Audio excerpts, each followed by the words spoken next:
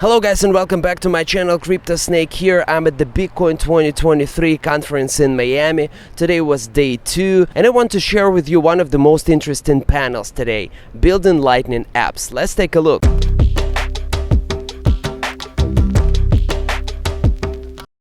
I'm really excited to announce onto the stage for the Building Lightning Apps segment of today's program. First up, I think we've got Conor Ocus from Spiral. Welcome to the stage. Do we clap them as they come on stage? Yeah? Come on down. Followed by Alex Bosworth of Lightning Labs. Come on down. And Hannah Rosenberg. Welcome to the stage, Hannah. Fantastic. Yeah, if we sit like this is perfect. So yeah, my name's Joe Hall. I work for Cointelegraph, but don't worry, this is a completely Bitcoin-only panel. There's no shitcoins, none of that stuff. I'm the Bitcoin-only guy at Cointelegraph, so there's literally no risk of that. I hope you're feeling charged. I hope you've got your wattage up to date. I hope you're ready to be shocked. I was Googling ChatGPT how to do lightning pums as an introduction to a panel earlier. Okay, so we're going to learn how to build Lightning apps, why building Lightning apps is so important. But before we get to that, I was actually asking Alex, a little bit stumped this morning, what is a Lightning app? So when we get to that question, before we get to that question, let's do an intro, just, how are you doing today, who you represent, and then we'll jump into the questions. So Hannah, then Alex, then Conor. Okay, awesome. Good morning. I am sleep deprived, but doing well. I'm Hannah Rosenberg. I've been in Bitcoin for coming up on 11 years now. It's just insane. But I'm currently working as a developer advocate at Lightning Labs, but I have also, my husband is now running a business that does Bitcoin Lightning integration, so that's like, it's many things that I've done, but those are the two really relevant things for today's discussion. Fantastic. Alex? I'm Alex Bosworth. I'm the head of Lightning Liquidity at Lightning Labs. I've worked at Lightning Labs for over 4 years now, so working on Lightning a long time, and I work on kind of products and services that Lightning Labs offers, like Lightning Loop. Fantastic. Morning everyone, my name's Conor. I'm a product manager at Spiral. For those who don't know, Spiral is an initiative within Block that funds open source developers, designers, and some PMs. So we fund quite a few Lightning infrastructure projects, as well as kind of tools that make building on Lightning a lot easier. Fantastic. So as you can see today, we're in really good hands. We've got Hannah, of course, on the more sort of teaching, marketing, understanding Lightning side, Alex on the techie Lightning side, and Conor on the who should we invest in the Lightning side, and then me, who tries to make sense of it all and try to write about it. So Alex, I was asking you earlier, and we were both a bit confused as to what is a Lightning app. Is a Phoenix Lightning wallet a Lightning app? Is a wallet of Satoshi, is that a Lightning app? Or is there a specific definition? Does it have to just transact on the Lightning network and that's it? I think that's a broad definition, but it's not super useful. I think Lightning app, a lot of people use it to compare with other chain app ideas. So they're saying, oh, well, what if we just have apps that work in decentralized ways, or are accessible to anybody in the world, but instead of using some specific coin that was made up just for that, what if we just use Bitcoin and Lightning for that, so that we can kind of scale it out and we don't have to tie those two things together super tightly. Mm-hmm. Okay, and I mean, can we get a sense of the room today? Who has interacted with the Lightning network? Just raise your hand if you have. Oh, nice. What do you think? More than half the room? It's a pretty good amount. Yeah, okay. Who's built a Lightning app? Awesome. Decent. I'm grateful for your service. Thank you. I just wanted to add, I do think Lightning app is quite a broad term, but I think generally we're speaking about kind of the spectrum of the kind of self-sovereign, non-custodial wallet that you might experience with someone like Phoenix or Breeze, all the way up to managed services such as Lightning service providers and LSPs and routing nodes. So I think that there's a spectrum of things that we define as apps. So.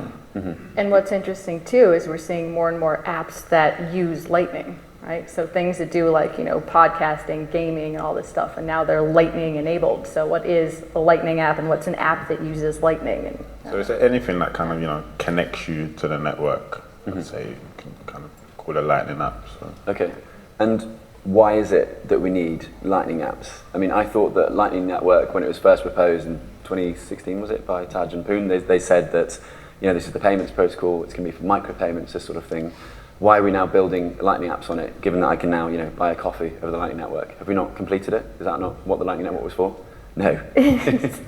Well, it's, you know, it's magic internet money, and you can do so much more cool stuff with Lightning, right? So why wouldn't we have all the really amazing things? Why wouldn't we have, you know, the streaming payments to APIs and all kinds of really awesome stuff that we can do because we have dramatically better money to use on the back end of these systems, right? So, no, there's so much cool stuff to do. Let's do all the cool things. Yeah.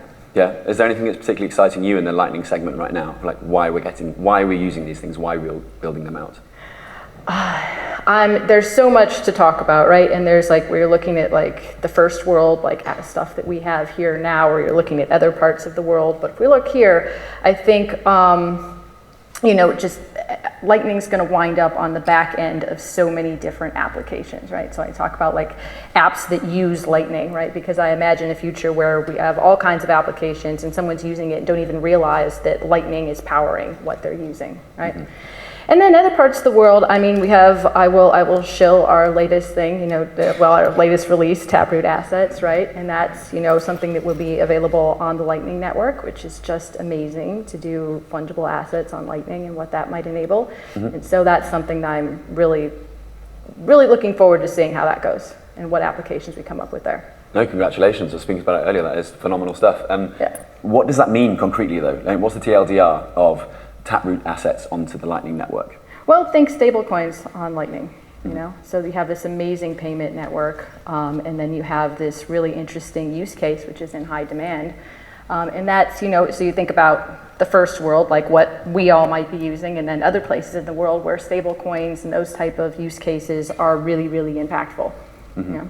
And that's another amazing sort of offshoot to be able to build on the Lightning Network, right? I'm guessing that Alex was part of the brains behind it? Were you the guy that decided to bring this onto the protocol? Behind a lot of things, but yeah. Well, one thing that I think is really interesting about it is that in the middle of sending fiat across the network, it would still use Bitcoin in the middle. So it kind of allows us to build on all the progress that we've made already in building out Bitcoin for Lightning. Because actually Lightning, I think the first release of LND actually used Litecoin, because they were the first to activate Segway. Mm-hmm. So as far as testing went, you know, Bitcoin Lightning is kind of its own project. And we actually even saw the two paths, what can happen if we can build a community on Lightning on Bitcoin versus Litecoin, because the Litecoin network went nowhere and the Bitcoin network became huge. Mm-hmm. So that network effect has taken us years to create, and that's something that we can leverage with new protocols at the edge. So that's also kind of like the idea of Lightning applications, is that you can build something that lives in your own world. It doesn't interact with anybody, but you can access other applications and other people across a common protocol. And it also is building upon the network effect. So if I have dollars and I want to pay somebody who is accepting funds on the Lightning network, there can be kind of somebody at the edge who will make that translation for me, and then the payment will be carried across with Bitcoin. And we don't need to build a new network effect. We can just build onto the existing network effect. Yeah, and that's huge, isn't it? And that's obviously a lot of other trigger warning cryptocurrencies have as well. You know, they don't have this network effect. How would you sort of evaluate the current state of the Lightning network right now? And the reason why I ask that is because a large part of my job is demonstrating to people that the Lightning network not only works, but it works really, really well, and oftentimes better than existing systems, existing payment rails, that sort of thing. But I have a really difficult time trying to demonstrate that to people, because I mean, as we saw when the room raised their hand earlier, you know, 2/3 of the room has used the Lightning network, but a third of people here who are clearly interested in Bitcoin haven't used the Lightning network yet. And we're at the free open source stage. You know, the main stage, it might be a completely different survey. Yeah. So, you know, how can we? No, we'll get to that later. What's the current state of the Lightning network right now? What do you reckon, Conor? I don't know. I guess I can talk more to like the current state of builders and developers, and like the trend we're seeing is definitely kind of up and to the right. Speaking from a more kind of trying to get developers to build non-custodial sovereign experiences on mobile environments. We're definitely seeing a trend that's up and to the right across mobile, desktop, web, and also kind of LSPs. LDK specifically is like a full Lightning implementation that's spec compliant and interoperable with like the LNDs and core Lightnings and Eclair of this world, but exposes all of the functionality via an API or a suite of APIs that are customizable. So it's a lot easier for kind of developers to kind of drop in the parts of Lightning that they want, especially in mobile environments. So we're definitely seeing a trend that's positive in that direction.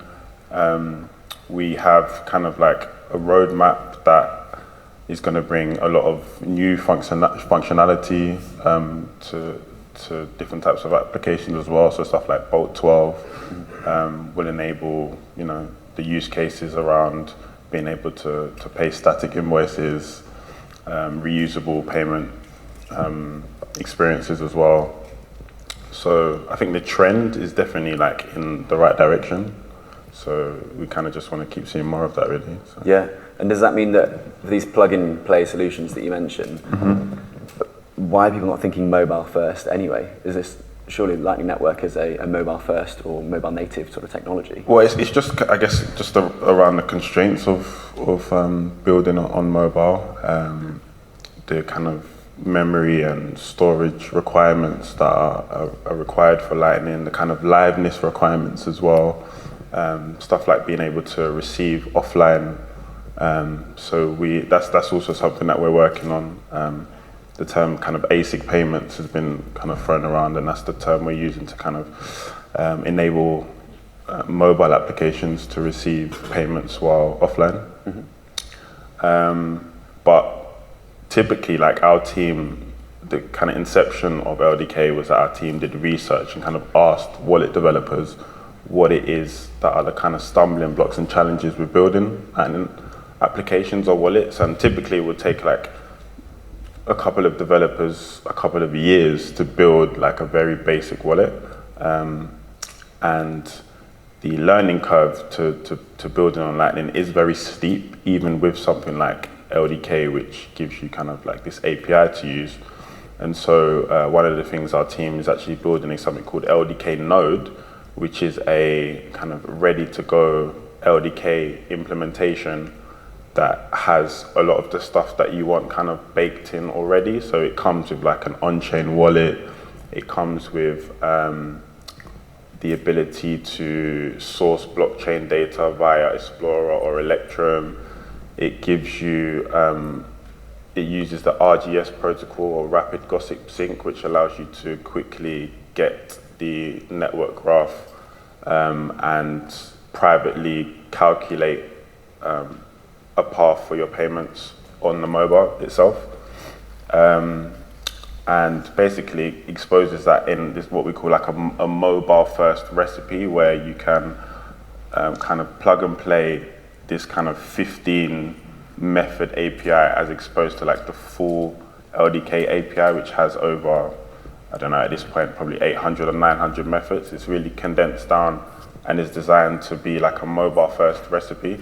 And we're going to expose that in different languages as well. So it's written in Rust, but say you're an Android developer or an iOS developer, all of that functionality will be exposed in the relevant languages such as Swift or Kotlin or Java, Python as well, using UniFFI.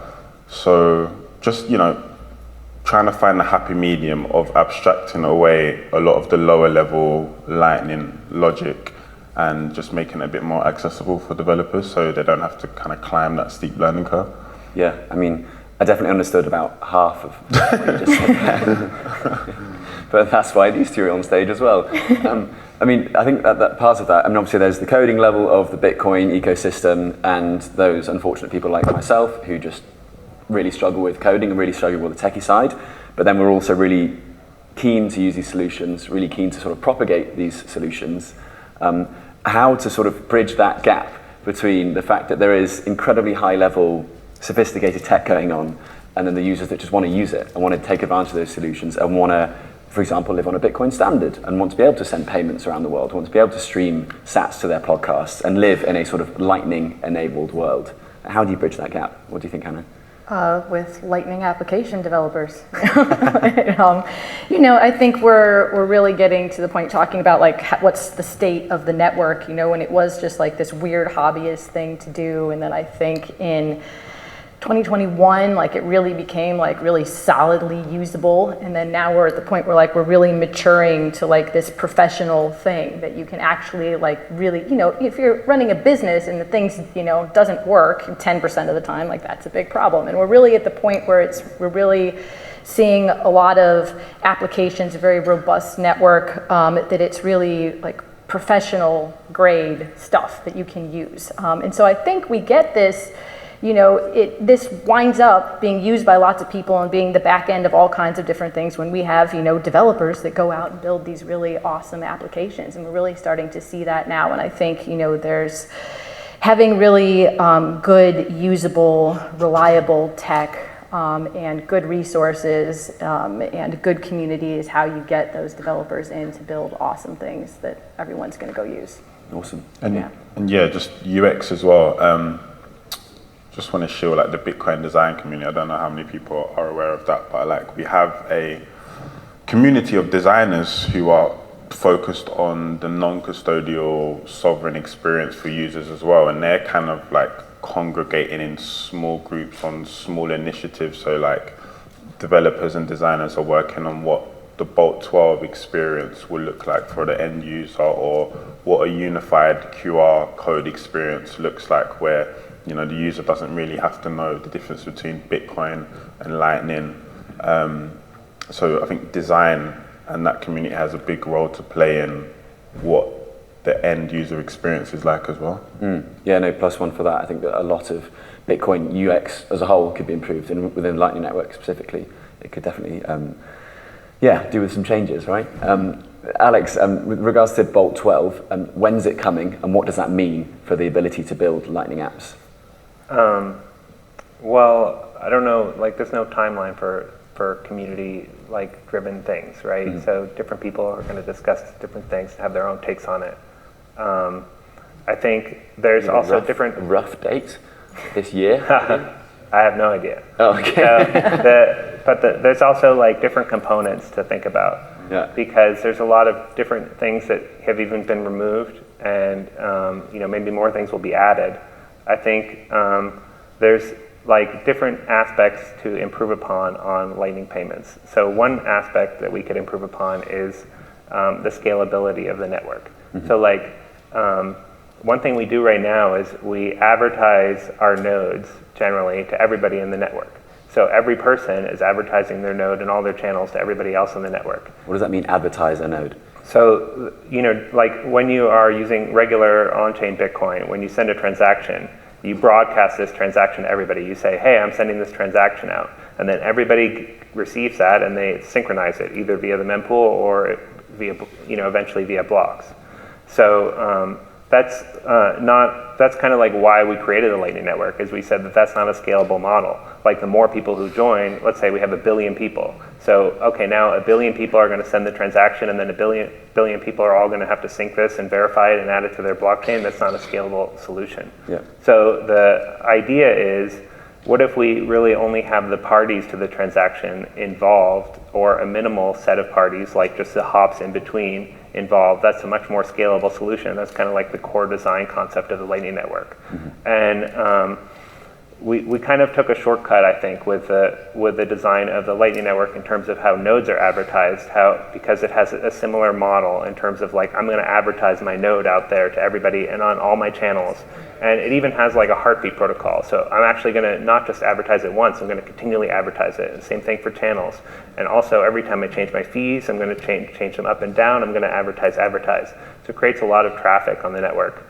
And relating it back to like new features that we're going to add, one thing that could be interesting is like instead of everybody advertising, In the beginning of the Lightning Network, the way that it was planned to in the future scale this is to say, I'm only going to advertise if I'm a solid routing node. And at the final hops of the route, I'm going to define how to reach me from a well-known routing node. Right. And that way, we won't have to have everybody announce themselves. We won't have to have all the channels announce themselves. We just have to have well-known landmarks kind of thing. So like if I'm in a big city and I want to know how to get to you, I can kind of point out, hey, I'm next to this really tall building. You can take a look at that building, and I'm just a few streets away. So I don't have to tell you about the entire city, and I don't have to expect that you're going to keep that in sync, which is difficult for mobile nodes. Like the more billions of people who are going to be adding this, you can't really expect to keep everybody's address synced constantly, and all of those V changes and all of those node details constantly in sync with the mobile devices. Wow. So that's something that I think will probably be. We'll probably start on that pretty soon with the.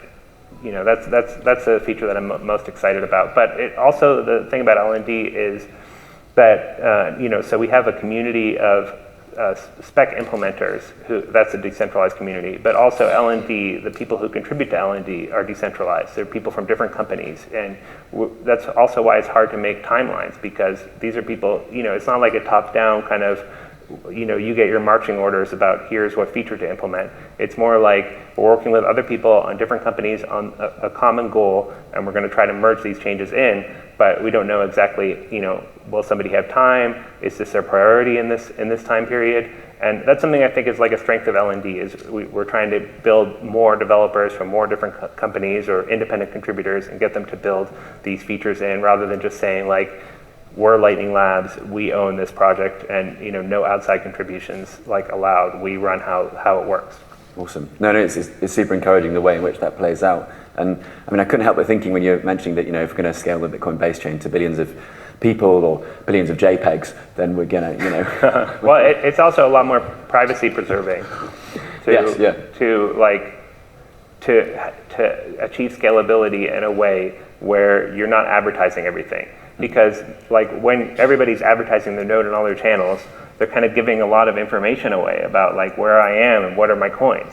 So, and that's also the benefit of the Lightning Network, is as we achieve scalability, we're removing a lot of data that used to be broadcast to everybody, like an individual transaction, and we're narrowing it to achieve scale, but it's also incentive compatible, and it achieves privacy in a way that's sustainable and scalable to the world. Yeah, no, it's really, really exciting, really encouraging. But to that point about the scalability, over the past few weeks, I'm sure a lot of people in the room are aware that the Bitcoin base chain fees have been rocketing. At some point they were $40, $50, and a lot of people that proponents of minting ordinals and doing wacky stuff on the base chain would say that this has caused this influx of activity and development in the Lightning Network, which is what the Lightning Network's for. It's a layer 2. Bitcoin was always going to scale in layers. Do you guys agree with that? Have you guys noticed this uptick in activity or in even liquidity coming into the Lightning Network? I think it's hard to ignore the chain fee increases, and it's caused a lot of problems that are easy to ignore when the chain fees are low.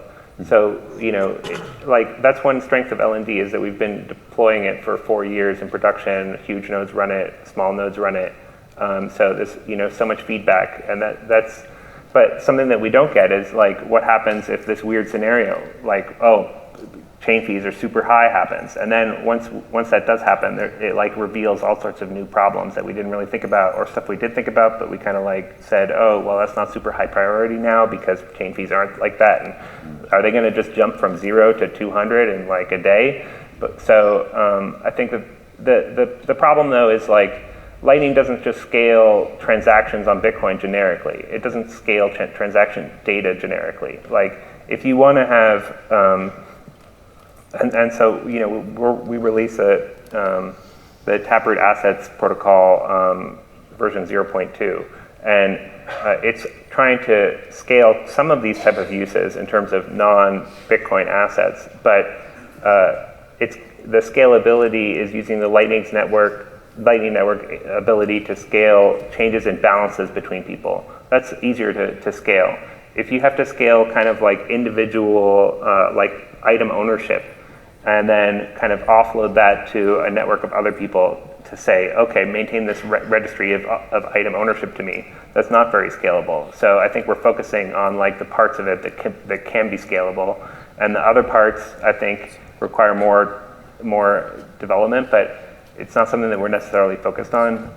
So maybe somebody else could come up with ideas for it. Oh, okay. I hope everyone's listening. Hannah, you were nodding your head there when I was commenting on the influx and activity. Alex gave a much more in-depth answer than I had. My answer was just like, yeah, this is definitely, I've gotten an increase in queries about the Lightning Network. And, so I think you see a lot of businesses, builders that were kind of flirting with Lightning, like, I don't know, maybe. And then the past couple weeks, they're like, yep, it's time. Yeah, definitely. That's wonderful though, right? Yeah. A lot of like also companies that, were kind of delaying things, fees, you might see, oh, I'm paying, $5 in fees, but to them, they're sending thousands of transactions, these companies. And so it's like, okay, now it costs us $100,000 a year to go on chain. Maybe we should hire somebody to implement Lightning Network. I mean, Binance and Coinbase supposedly taking note of this increase in cost, right? Yeah, and I think that's real. That's a real effect. Awesome, yeah. Also nodding your head, Connor. No, I was just going to say, yeah, I mean, there's still quite a lot of challenges with regards to like security, privacy, and Lightning only scales, I guess, an order of magnitude above what we have on chain. But I think it's still many of the challenges that we have, the solutions are being actively worked on, and it is kind of like a multi-year kind of process, and hopefully within the next kind of 3 to 5 year time frame we have experiences that are kind of on par with the current payment system. And if people pollute in the chain with JPEGs, it's going to be accelerated, and so be it. But yeah, people are ready and willing to build on Lightning, so that's just remains encouraging. Yeah, no, for sure. Are we coining a new phrase there? JPEG pollution. I don't want to start any wars. Yeah, sorry, no, I'm just joking around. Okay, we're coming up to the last couple of minutes here. I'd love it if you could share with the audience like a couple of takeaways of how they can get involved building on Lightning apps. Ways in which they can better interact with the Lightning Network. As we've established, not everyone is Lightning native or Lightning first. And I mean, anecdotally, when I've paid a lot of sort of Bitcoin OGs or people that have been in Bitcoin for a long time, most of them will give me an address beginning with BC1 XYZ rather than a Lightning address or a Lightning invoice for like amounts of like $20, $30, that sort of thing. And I'm like, why are they not using Lightning? So I think that, yeah, the recent fee spike has caused some people to, awaken to the fact that there is this Lightning thing. But what would you sort of share with the audience as a takeaway? How can they go home at the end of this weekend and start tinkering with the Lightning Network? What sort of takeaways would you give them? Yeah, I'd say, there's been amazing momentum lately, right? And just watch this network build and build to the point where like I have no chance of keeping up with everything that's happening in Lightning despite trying constantly. So there's amazing momentum. It is an amazing time to get involved with Lightning and to build things. And we work really hard at trying to assist people to do that, right? So we try to make a very, reliable, very usable software, and then we have amazing documentation and Slack channels and all of that. And I think it's really a great community. So if you're thinking about, tinkering with this stuff or building something, I think the timing is so good, right? Just dive in, and there's so many options, and reach out and talk to us, and I'll be hanging around if you've got questions, and yeah. Go for it. Timing's good. And check out Hannah's or Lightning Labs YouTube channel, because I personally found that very useful in preparation for this panel today. So I'm sure you will too, Alex. Yeah, I think Lightning is kind of like still something that is underappreciated, and even just from a perspective of having fun, I think Lightning is great because it gives you a lot of instant thrills to like make money or even spend money and something happens instantly. It's not like you have to wait 10 minutes, and that carries through to the developer experience. Like making sure that your chain fee is high enough, and then waiting 10 minutes or 20 minutes for for, it could be even an hour for your transaction to confirm. That's not the most pleasant development experience in terms of testing. So I think if you're starting to see on your phone oh, I earned some sats, that's a great experience, and that's something that you can drive yourself. There's nobody stopping you, and nobody can shut you down. So it's kind of like a fun and rewarding experience just to build these apps and try to offer value to people that they'll reward you for. Absolutely. Definite shout out to the fact that once you start interacting with Lightning more, and you get those random pings to your phone, like if you're on Nostr or any of these protocols that allow you to receive sats from someone sends you 69 sats, it does make me smile. And that's Conor, we've got 5 seconds. But, check out the Lightning Development Kit, lightningdevkit.org. Read the case studies. We just released a new case studies page. You can see the diversity of project that's using LDK. Check out the roadmap as well. There's a long list of new functionality that is being built throughout this year as well. And if you're interested in contributing to LDK, it's a free open source project as well, free for anyone to use and contribute to. So come and join us on Discord and GitHub and hang out with us there. Join us. Lightning is fun. Fantastic. This has been the Building Lightning Apps panel today with Hannah Rosenberg, Conor Ocus, and Alex Bosworth. Thanks very much, everyone. Have a lovely day.